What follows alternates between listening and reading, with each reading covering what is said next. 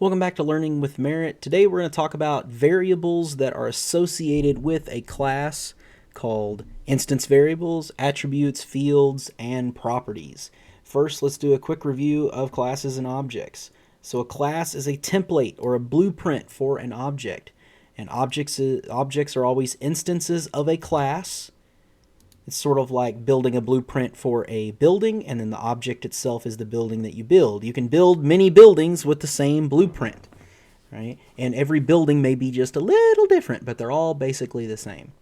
So objects are instances of a class that inherit variables and methods from the class. So we could also say that objects contain data and the methods that operate on that data. So if we come down here and we look at instance variables today, we're going to talk about variables that are associated with a class. And if we look at this, these are typically made private on purpose so that they cannot be changed without intent. Instance variables tend to be declared outside of any method and are non-static. So if we look at this, you'll see that I have my public class objects, and way down here I have the close of my class definition, but you do not see any public static void main string args today. And that's because that's a special method. We're doing this outside of any method. Attributes are going to be any piece of data that characterizes an object or entity. We've got fields. These describe data members within a class. This includes instance variables and static variables. And then properties describes the characteristics or attributes of an object that can be accessed or modified through methods.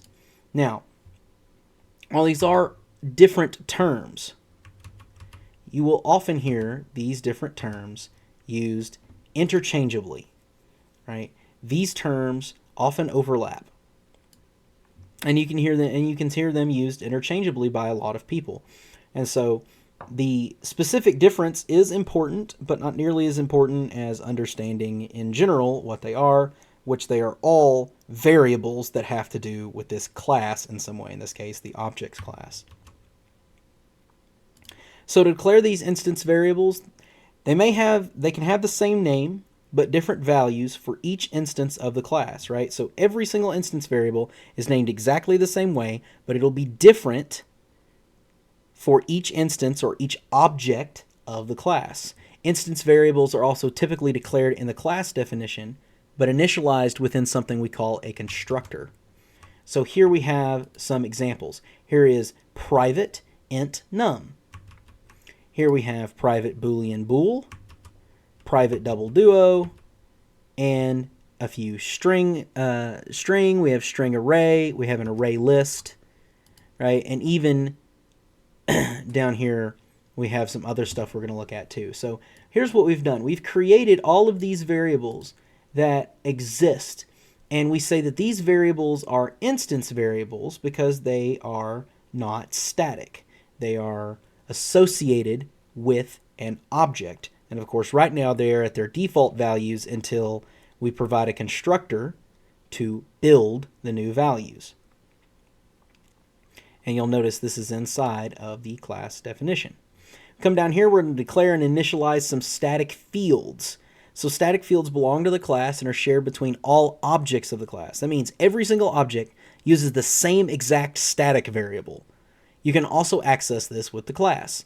Static fields can be declared and initialized under a class header. So if we do the same thing here, you'll see this time we have static num1, static bool, static duo, string, string array, string list, and even an object. Now here's what is the difference, right? What is the difference between this and this down here?